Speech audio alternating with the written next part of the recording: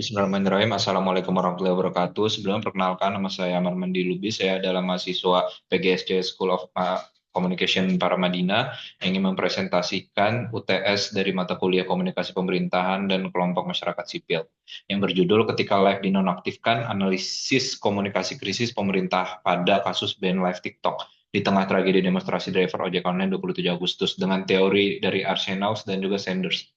Kita langsung masuk ke topik utama. Topik pertama,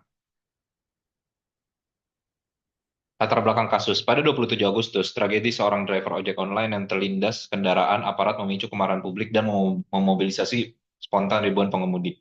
Ruang publik digital menjadi arena utama dokumentasi real time, di mana warga menyiarkan situasi lapangan melalui fitur live TikTok di Instagram. Live TikTok dan juga Instagram. Saat eskalasi demonstrasi mencapai puncak, TikTok secara nasional menaktifkan fitur live.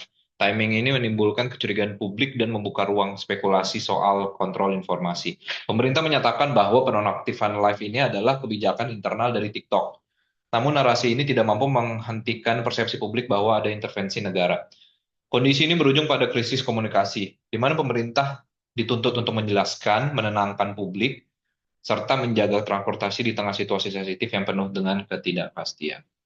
Jadi rumusan masalah dari topik ini adalah sebenarnya gimana sih pemerintah mengelola dan membingkai narasi publik terkait penonaktifan fitur live di TikTok ini pada 27 Agustus. Dan juga sejauh mana pola komunikasi pemerintah dalam situasi ini gitu. Dalam menerapkan prinsip hire by Sanders dan juga terkait transparansi, sensitivitas situasional, dan konsistensi pesan tengah krisis informasi digital.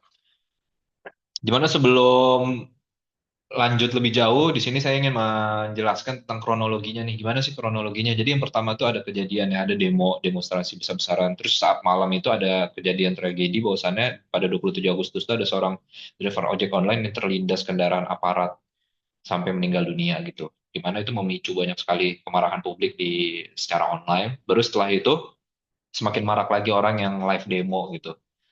Jadi warga menyiarkan situasi secara real time lewat TikTok. Nah, terus setelah itu semakin marak, semakin chaos, tiba-tiba TikTok Live di-ban. Nah, saat demonstrasi mencapai puncak, TikTok menonaktifkan fitur live gitu. Nah, setelah TikTok Live di-ban, masyarakat mulai menyalahkan pemerintah bahwasannya ini tuh gara-gara pemerintah gitu merepresi platform. Tapi klarifikasi pemerintah justru sebaliknya bahwasannya ini adalah kebijakan internal dan tidak ada sangkut pautnya dengan mereka. Nah, menurut landasan teori news management by Arsenault menjelaskan bahwa pemerintah berupaya mengendalikan arus informasi melalui news management untuk memengaruhi framing media terutama pada situasi sensitif seperti penonaktifan live saat demonstrasi seperti yang sudah kita bahas sebelumnya. Yang kedua adalah dalam agenda building pemerintah, media dan platform digital dalam hal ini TikTok bersaing menentukan narasi yang dominan gitu. Jadi dalam hal ini tuh kalau misalnya TikTok hilang, itu tuh bikin sebuah vakum gitu, vakum of information gitu, ruang kosong, ruang hampa yang bikin publik tuh marah gitu. Yang ketiga adalah ketika pemerintah lambat atau tidak konsisten memberikan informasi subsidis untuk mendukung kejadian dan juga tragedi tersebut. Bosannya masyarakat udah nggak bisa nge-live TikTok lagi untuk memberikan updatean di demonstrasi. Justru mereka tuh membuat narasi, sorry, pemerintah lambat dan tidak konsisten memberikan informasi subsidis, ruang narasi diambil alih oleh citizen journalism. Jadi maksudnya masyarakat langsung nih yang mengklarifikasi gitu. Analisis dari teori tersebut terhadap berita dan juga tema ini adalah penonaktifan live TikTok terjadi saat publik sangat bergantung pada siaran real time. Dalam perspektif Arsenox ini menciptakan kekosongan narasi, vakum naratif yang seperti tadi sudah saya sempat mention, bahwasannya seharusnya segera diisi pemerintah, namun respon yang lambat membuat framing awal dikuasai warganet dan juga media. Terus yang kedua, pemerintah mencoba mengarahkan interpretasi publik melalui pernyataan keputusan internal TikTok gitu. Jadi maksudnya udah situasinya chaos, terus habis itu pemerintah juga, terus tiba-tiba platform yang secara massal seperti TikTok Live ini di-ban, jadi ujung-ujungnya masyarakat marah, terus tiba-tiba pemerintah malah dengan gampangnya bilang ini adalah keputusan internal TikTok. Gitu. Penjelasan ini terlalu minim gitu, terlalu disimplify gitu. Tidak detail dan tidak menjawab kecurigaan publik sehingga gagal membangun kepercayaan. Terus yang ketiga adalah ketidakmampuan pemerintah dalam memimpin news management di momen krisis. Jadi kan seperti yang kita bilang ya, jadi sebenarnya puncak dari krisisnya adalah ketika ada tragedi berdarah 27 Agustus. Tapi sebenarnya kan ini sebenarnya bentuk demonstrasi ya, bentuk demonstrasi yang berakhir tidak baik gitu. Jadi sebenarnya dari awal juga udah nggak bisa gitu. Ketidakmampuan pemerintah dalam memimpin manajemen ini menjadi salah satu masalah besar gitu. Menyebabkan citizen journalism mengambil alih arena informasi dengan hilangnya live TikTok, narasi berpindah ke platform lain. Jadi TikTok nggak nge-live tapi ujung-ujungnya tetap ramai di Reels, ramai di YouTube dan segala macamnya. Dan hilangnya kontrol framing secara total. Yang dalam hal ini berujung pada efek-efek domino yang lebih parah lagi gitu di masyarakat secara langsung atau tidak langsung. Terus yang kedua adalah landasan teori HRO by Sanders. Sanders menegaskan bahwa dalam situasi krisis, komunikasi pemerintah harus transparan, cepat, dan juga akurat. Agar publik tidak merasa kehilangan akses informasi yang penting, prinsip HRO menuntut pemerintah memiliki situational awareness gitu dan menjaga konsistensi pesan, terutama ketika tindakan seperti penonaktifan live TikTok mempengaruhi aliran informasi real time. Respon yang defensif, lambat, atau tidak rinci membuat pemerintah kehilangan reliabilitas komunikasi dan memperbesar krisis kepercayaan publik. Ini yang seperti saya sudah sempat mention sebelumnya, bahwasannya statement pemerintah dalam bilang bahwasannya ini tuh keputusan internal TikTok, itu tuh bisa dinilai statement yang defensif gitu. Statement yang cepat, tapi justru malah membuat komunikasi itu malah acak adul gitu. Jadi masyarakat di bawah malah ujung-ujungnya lebih bingung dan lebih marah lagi gitu. Dan analisis teorinya adalah dari High Reliability Communication by Sanders ini, penonaktifan live TikTok pada momen demonstrasi ojol merupakan situasi beresiko tinggi ya, high risk. Yang menuntut komunikasi pemerintah yang transparan dan akurat. Dalam kerangka Sanders, pemerintah justru tidak menunjukkan prinsip dasar HRO, tidak dapat memberikan penjelasan komprehensif tentang alasan dan proses di balik penghentian fitur tersebut gitu, seperti yang tadi udah kita bahas panjang ya. Jadi bukannya ngasih press release yang secara komprehensif gitu, malah simply ngomong itu kebijakan internal TikTok itu kayak oversimplify dan itu bikin orang marah gitu. Pada saat publik sangat bergantung pada live sebagai sumber informasi utama, pemerintah gagal menunjukkan situational awareness. Di mana dalam hal ini situational awareness juga masuk ke dalam ini HRO, respon yang tidak sensitif terhadap konteks ini memperkuat perspektif bahwa negara mengabaikan kebutuhan informasi real time yang vital bagi masyarakat. Dan yang ketiga adalah komunikasi pemerintah muncul terlambat. Jadi sangat-sangat terlambat ya. Setelah sudah hilang sehari dua hari baru bisa ada press release ya. Bersifat defensif. Tadi yang sempat saya bilang, kebijakan internal TikTok. Dalam perspektif HRO, pola ini merupakan bentuk komunikasi yang tidak reliable.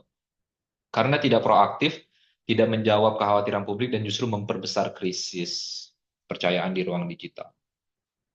Analisis integratif dari dua teori tersebut adalah yang pertama, dari perspektif Arsenox, penonaktifan live TikTok menciptakan vakum naratif, seperti yang sudah kita bahas dari awal, yang seharusnya segera diisi pemerintah melalui news management yang proaktif, namun ketidakjelasan pesan ini memberikan ruang spekulasi gitu, yang membuat framing dikuasai publik. Jadi dari suatu aksi dari penonaktifan sebuah sosial media yang basis masanya itu sangat besar di Indonesia, itu malah jadi bola salju lagi gitu, masyarakat tambah marah. Dan dilihat dari teorinya Sanders, dari HRO, respon pemerintah atas hal itu tuh tidak memenuhi prinsip HRO sama sekali, tidak transparan, tidak sensitif terhadap kebutuhan real time masyarakat, dan tidak melibatkan keahlian teknis dalam penjelasan penyebab hilangnya live itu sendiri. Jadi bisa dibilang integrasi dua teori ini menunjukkan kegagalan struktural gitu. Pemerintah tidak mampu memimpin agenda, yaitu Arsenov, dan sekaligus tidak reliable dalam komunikasi krisis via HRO-nya Sanders. Sehingga legitimasi pemerintah melemah di tengah krisis demonstrasi ojol yang sudah menyerang. Yang seperti yang kita tahu sudah menelan beberapa korban jiwa juga gitu. Dampak terhadap publik dan masyarakat sipil. Penonaktifan live TikTok pada puncak demonstrasi membuat publik kehilangan akses bukti visual real time. Sehingga muncul persepsi bahwa dokumentasi warga sengaja terhambat. Nah, itulah. Itu bisa dibilang ini adalah sebuah framing yang menjadi akibat gitu, akibat dari tidak diterapkannya dua teori tersebut gitu. Bahwasannya masyarakat tuh jadi kehilangan kepercayaan gitu.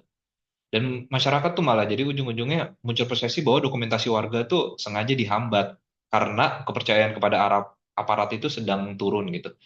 Terus yang kedua tuh adanya vacuum of narrative tadi tuh, kekosongan informasi akibat hilangnya live mendorong perpindahan narasi ke platform lain, memperkuat spekulasi dan memperlebar jarak. Yang ketiga adalah ketidakjelasan komunikasi pemerintah atas penonaktifan. Baik, kita balik lagi ke yang awal tadi ya.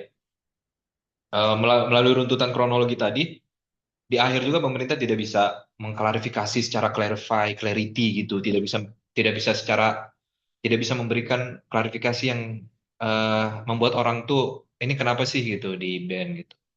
Dalam hal ini publik menilai negara gagal menjamin keterbukaan informasi, di mana momen ketika transparansi adalah satu-satunya mekanisme akuntabilitas warga. Apa yang dimaksud dengan akuntabilitas warga di sini? Akuntabilitas adalah hak gitu, hak warga untuk turut serta dalam pemerintahan dan juga dalam turut serta bersosial di kehidupan bernegara di negara demokrasi seperti kita sekarang. Dan kesimpulan dari dua analisis teori tersebut dan juga integrasinya adalah penonaktifan live TikTok pada puncak demonstrasi ojol memperlihatkan kegagalan pemerintah mengendalikan arus narasi publik. Itu menurut teori dari Arsenov, sekaligus ketidakmampuan memenuhi prinsip komunikasi krisis yang reliable dan transparan menurut Sanders. Sehingga krisis informasi berubah menjadi krisis legitimasi di mata masyarakat, menjadi bola salju yang tidak diharapkan, tapi malah terjadi gitu. Dan ini adalah daftar pustaka, basis utama dari bagaimana saya menulis ini. Mungkin sudah sekian dari saya. Jika ada salah-salah kata mohon dimaafkan. Bila taufiq wal hidayah, wassalamualaikum warahmatullahi wabarakatuh.